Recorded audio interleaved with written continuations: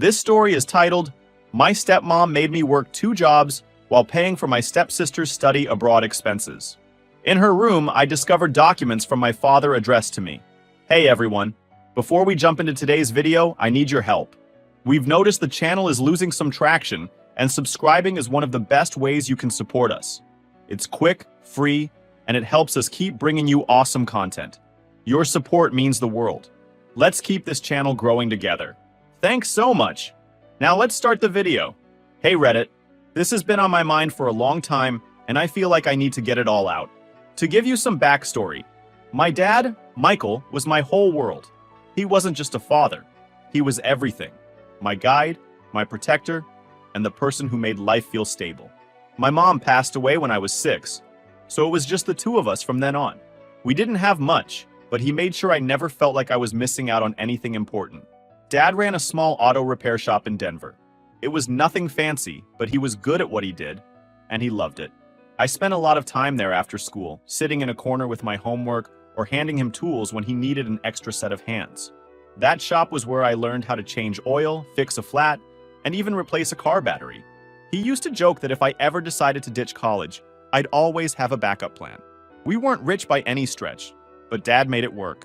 He made sure I had everything I needed. School supplies, clothes, even little treats here and there, like stopping for ice cream after a long day. But what I loved most was how present he always was.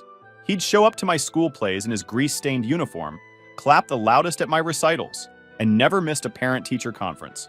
If I had a problem, I knew I could talk to him about it, and he'd actually listen. When I turned 17, everything started to change. Dad told me he'd met someone, this woman named Irene. He talked about her like she was the answer to all his prayers. She's so kind, Emily, he'd say, and she understands what it's like to lose someone. Irene was a nurse, so I guess that part made sense. She had this calm, professional vibe, and she came across as super caring. At first, I was happy for him. He deserved someone who could take care of him after everything he'd done for me. Irene had a daughter, Clara, who was a year younger than me. She was bubbly and charismatic, the kind of girl who could charm her way out of anything. When Dad introduced us, she was all smiles, talking about her dreams of traveling and studying abroad. I thought, wow, maybe this won't be so bad. A stepsister could be fun. Irene and Clara moved in with us after the wedding, and everything about our home shifted. Dad tried hard to make it work. He wanted us to be a real family. But it was obvious from the start that Irene had different priorities. She doted on Clara, treating her like a princess. Anything Clara wanted, she got, no questions asked. New clothes, extracurricular activities, expensive hobbies. It was all about Clara. Meanwhile, if I needed something, it was suddenly a tight budget month. Irene didn't outright ignore me, but her favoritism was painfully obvious. She'd always have some excuse, like, Clara has so much potential, or she's working so hard on her future. If I asked for the same things, I'd get lectures about responsibility or guilt trips about how much Dad was already doing for me. It wasn't fair, but I didn't want to make things harder for him, so I just let it slide. Dad noticed, though. He'd take me out for breakfast sometimes, just the two of us, or surprise me with something small like a book I'd been eyeing. He tried to make sure I didn't feel left out, but I could tell he was stretched thin. I overheard them arguing once, and my name came up. Irene was upset about how much time and attention Dad was giving me, and Dad was trying to explain that I was his daughter, his responsibility. They fought more often after that. The worst part was watching Dad change.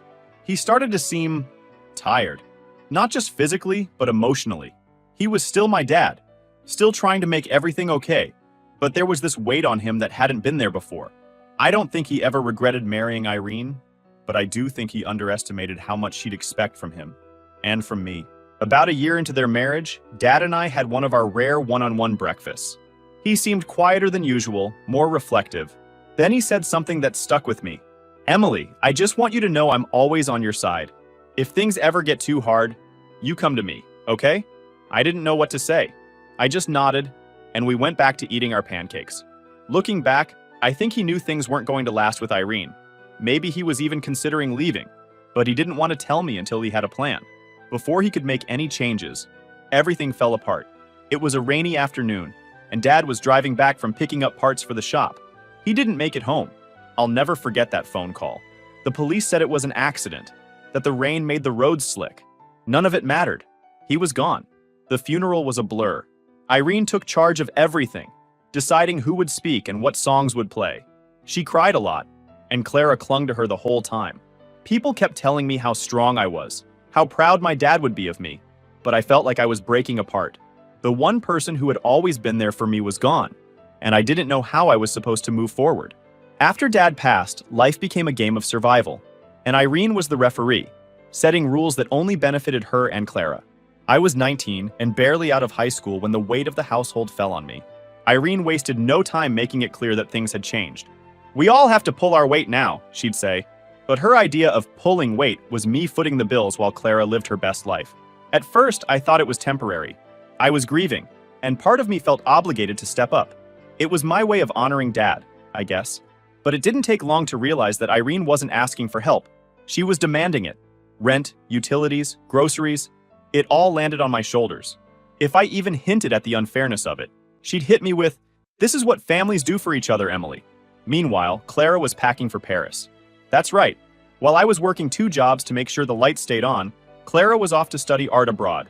Irene called it a once-in-a-lifetime opportunity and gushed about how talented Clara was. "She has such potential," she'd say, as if that justified everything. The word sacrifices came up a lot in those conversations. According to Irene, we were all making sacrifices to support Clara's dreams. But let's be real, I was the one making sacrifices. My days started early, stocking shelves at the grocery store. It was mindless work, but exhausting in its own way. Customers would complain about things being out of stock or ask for help finding random items, and I'd just plaster on a smile and keep moving. By the time my shift ended, my feet were already aching, but there was no time to rest. I'd grab a quick bite, usually something cheap and sad, like a gas station sandwich, before heading to my second job at the diner.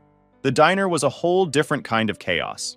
Between rude customers, finicky orders, and the constant hum of the kitchen, I barely had time to breathe. There were nights I'd get home so late that I didn't even bother changing out of my uniform before collapsing into bed.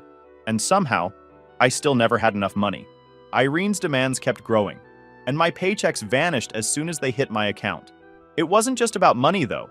Irene treated me like an unpaid housekeeper on top of everything else. Clara's room, always spotless thanks to me. Laundry, guess who folded it? Dishes? Yep, my job too. Irene would sit at the kitchen table with her tea, watching me scrub the counters, and if I didn't do it to her standards, she'd sigh dramatically and fix it herself. "You need to take more pride in your work," she'd say, like I wasn't already running myself into the ground. I kept telling myself it would get better. Maybe once Clara finished her program in Paris, things would ease up. Maybe Irene would recognize how much I was contributing and cut me some slack. But deep down, I knew better. Clara was Irene's golden child, the one with all the potential, while I was just the help. What made it worse was how casually they dismissed my struggles. One time, I mentioned how hard it was juggling work and school. Clara, who was home for a short visit before heading back to Paris, laughed and said, "Well, you're not really the academic type, are you?" Irene chimed in, "Some people are meant to be dreamers, and others are meant to be doers. You're a doer, Emily." It was like they were telling me I should be grateful for the scraps they threw my way. The thing is, I wasn't some slacker with no ambition. I was going to community college, squeezing in classes whenever I could between shifts. I didn't have big dreams like Clara's, but I wanted more for myself. I wanted to build a life where I didn't feel like a prisoner in my own home. But every time I started to get ahead, Irene found a way to pull me back down. Take the time I saved up $500. I'd been working double shifts at the diner, skipping lunch, and walking to work to save on gas. I was so proud of myself. I finally had a little cushion, something to fall back on. Then, out of nowhere, Irene hit me with, "The water heater broke, and we need to replace it. You'll need to chip in." There went my $500. No discussion, no consideration for what I might need. It was like I didn't even exist outside of what I could provide for them. Clara, of course, was living in a completely different world.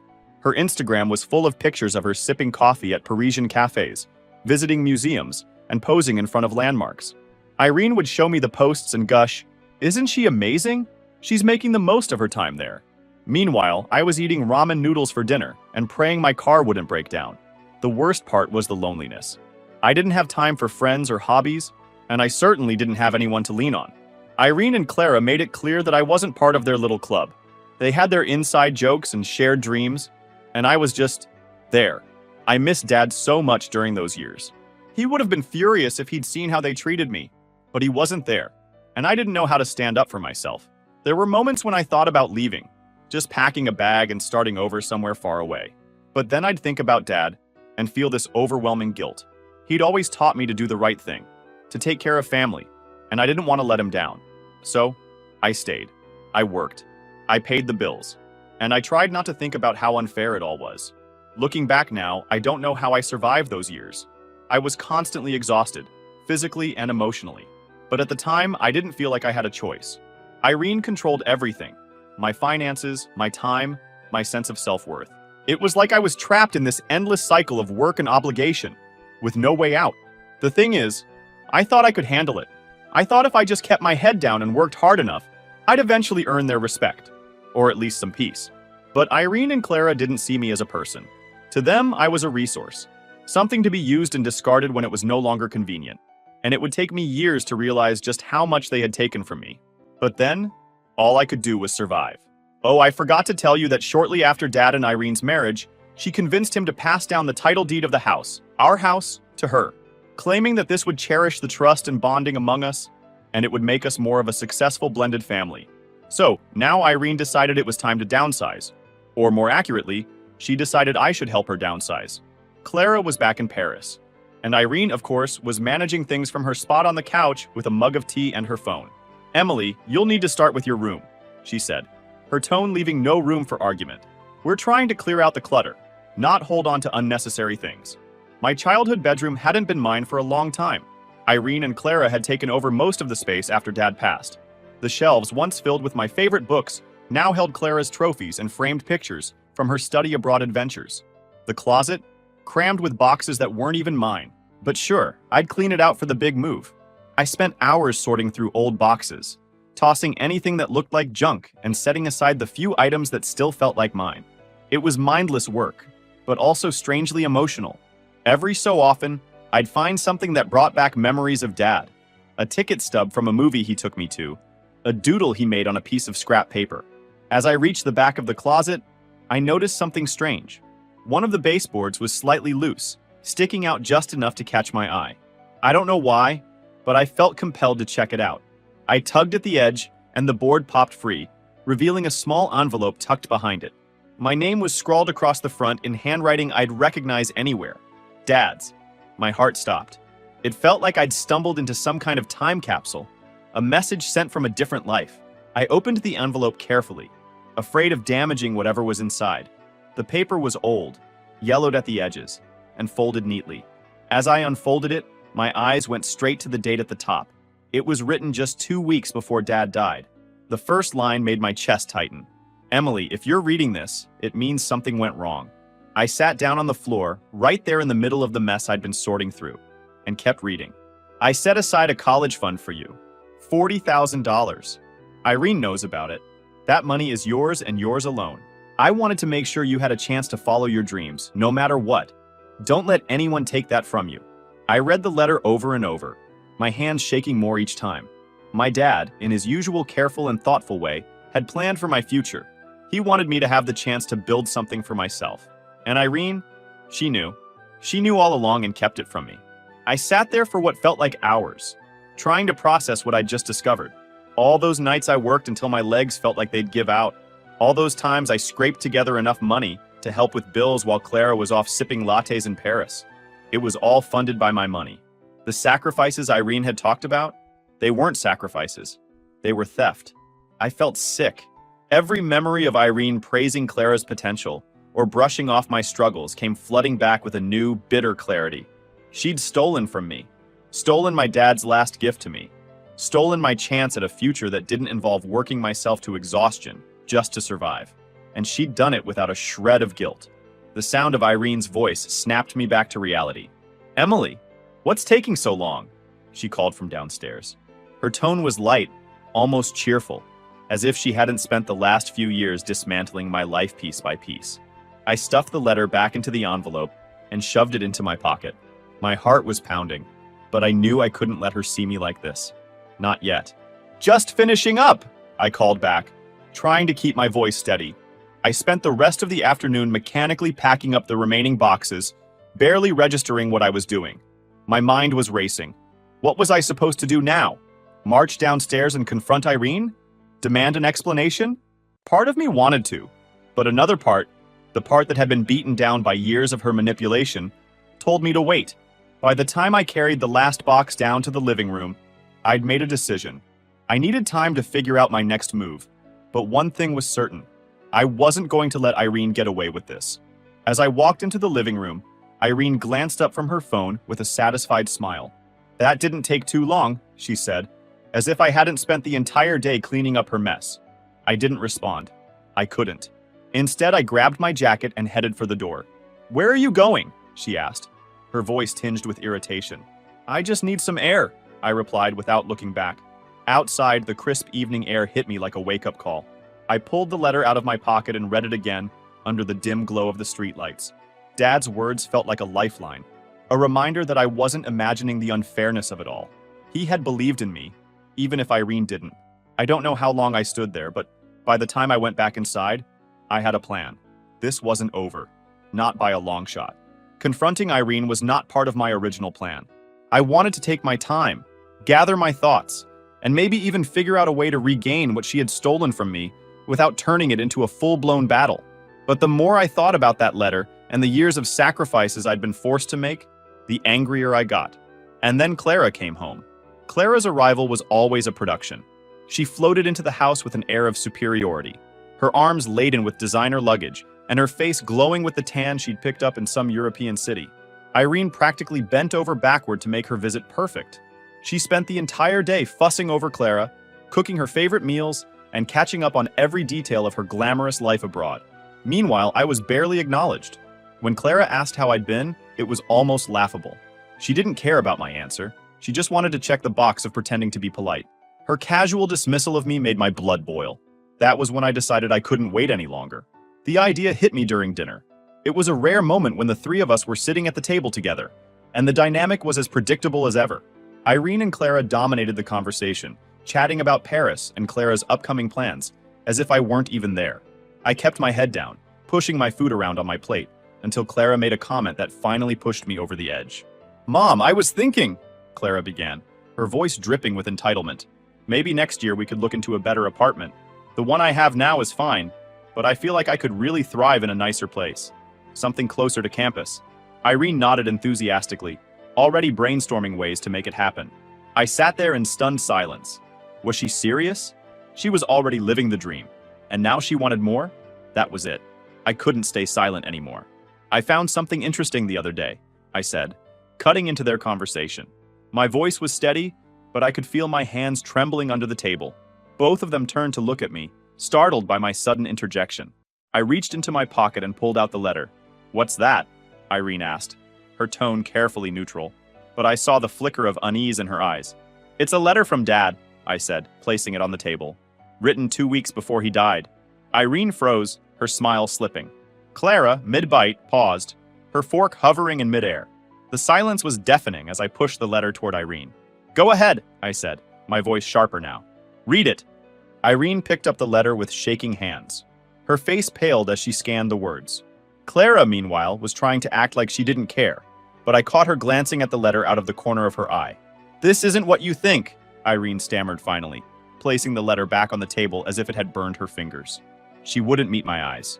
"Oh, it's exactly what I think," I shot back, my anger bubbling to the surface. "You stole my future to fund hers."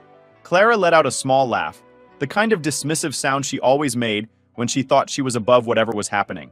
"This is ridiculous," she said. "You're acting like you're the victim here." "Because I am the victim," I snapped, turning to face her. "You've been living off money that was meant for me, money Dad set aside so I could have a future.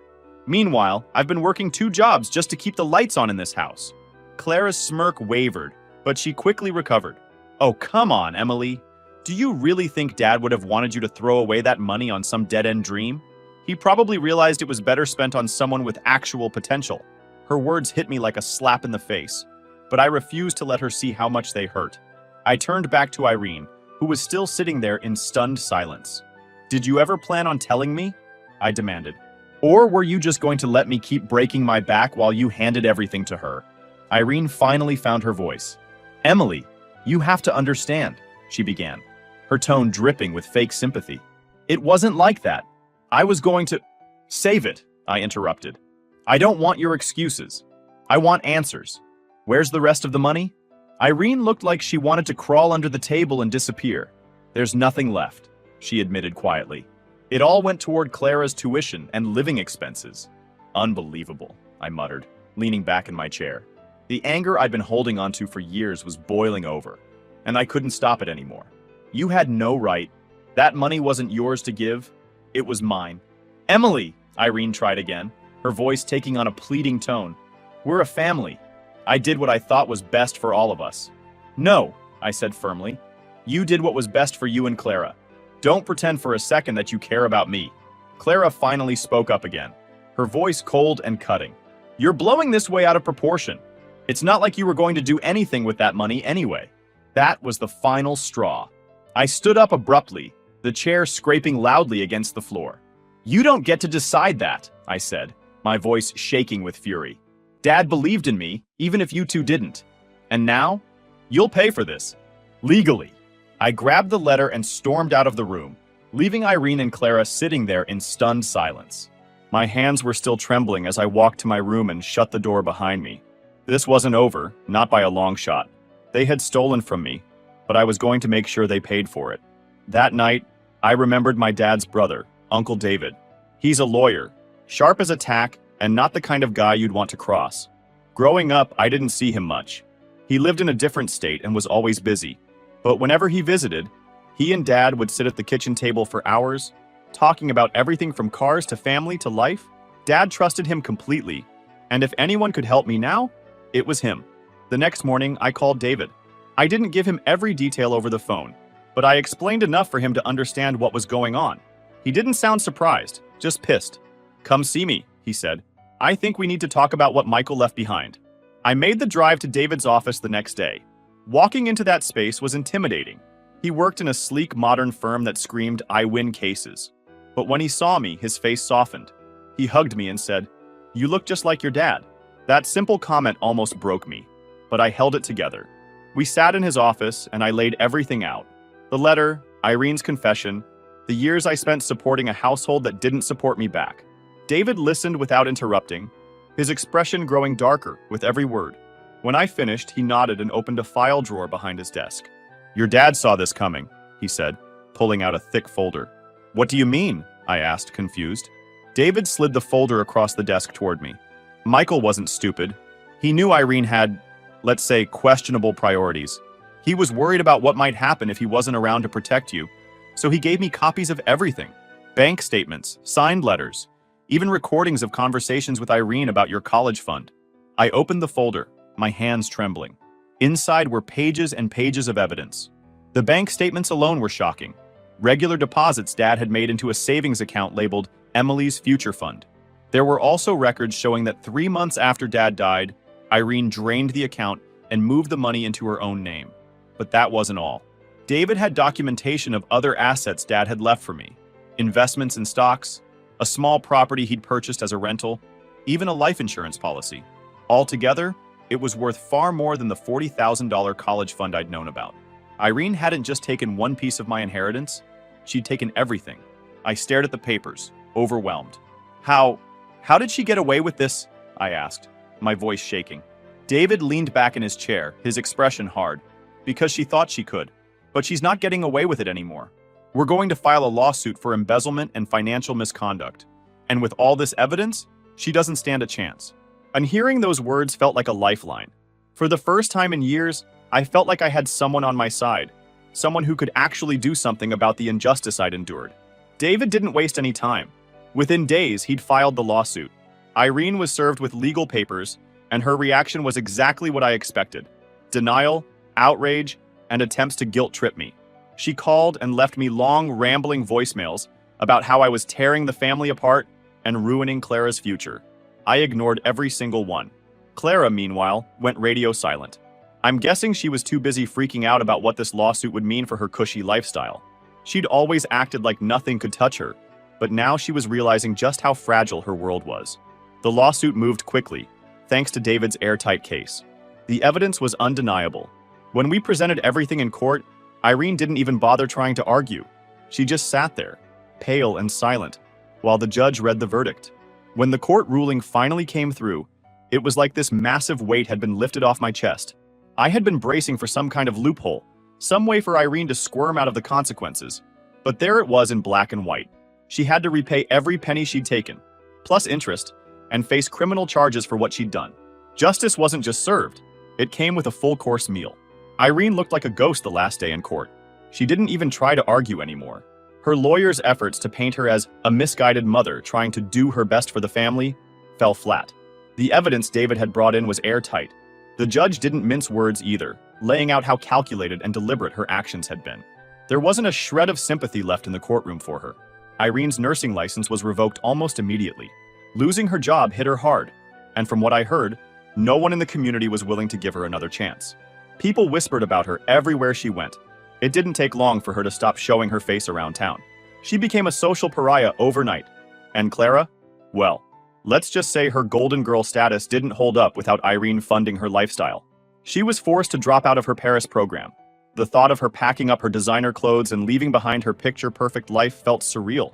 Clara was the kind of person who acted like nothing could touch her. And now here she was, stuck in the same small town she'd looked down on for years. She ended up taking a job at a department store in the mall. I couldn't help but laugh a little when I walked past one day and saw her folding sweaters under fluorescent lights. It was such a stark contrast to the polished, jet-setting image she'd cultivated online. To be honest, I didn't feel sorry for her. Clara had spent years benefiting from Irene's schemes, and while she hadn't orchestrated it herself, she hadn't exactly complained about the perks either. For the first time in what felt like forever, I didn't have to work ridiculous hours to keep up with Irene's demands, or watch Clara flaunt a life that was paid for with what should have been mine. That weight, the constant pressure, the never-ending guilt trips, it was finally gone. It felt strange at first, like I didn't know what to do with myself. I had spent so long just trying to survive that I had forgotten what it was like to actually live. When the dust finally settled, I moved into a tiny studio apartment. It wasn't anything fancy, just a single room with a small kitchenette and a window that overlooked a noisy street. But to me, it was paradise. It was the first place I'd ever lived where I didn't feel like I was an unwelcome guest. I used some of the inheritance money to furnish the apartment.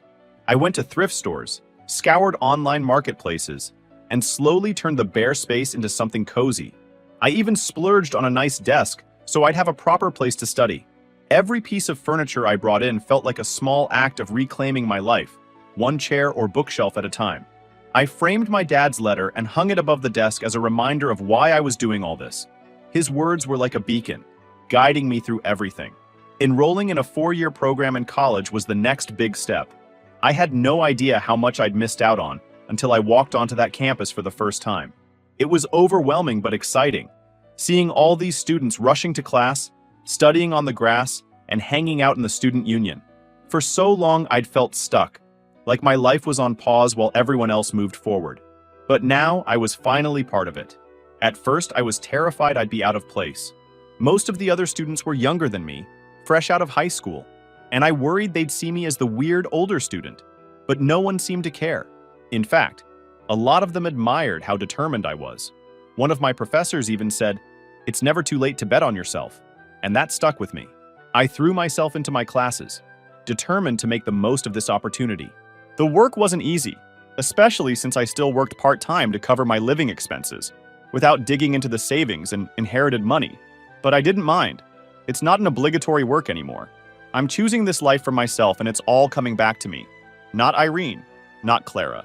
I was studying something I actually cared about, and every assignment, every lecture felt like another step toward the future my dad had envisioned for me. Meanwhile, Irene and Clara's lives were unraveling. They sold the family home to pay off debts, and from what I heard, they moved into a cramped apartment on the edge of town. Irene was working part-time at a discount store, and Clara was still folding sweaters at the mall. Every so often, they'd try to contact me, but their messages were never what you'd expect from someone who wanted to make amends. There were no apologies, no acknowledgments of what they'd done. Instead, it was always about money. "We're struggling, Emily. Can you help us out?" Or, "Family takes care of each other. You owe us that much." It was almost laughable. After everything they'd done, they had the nerve to act like I was the selfish one. I ignored every message, blocked their numbers, and moved on. They weren't reaching out to fix things. They just wanted another way to exploit me. The truth is, I didn't need their apology.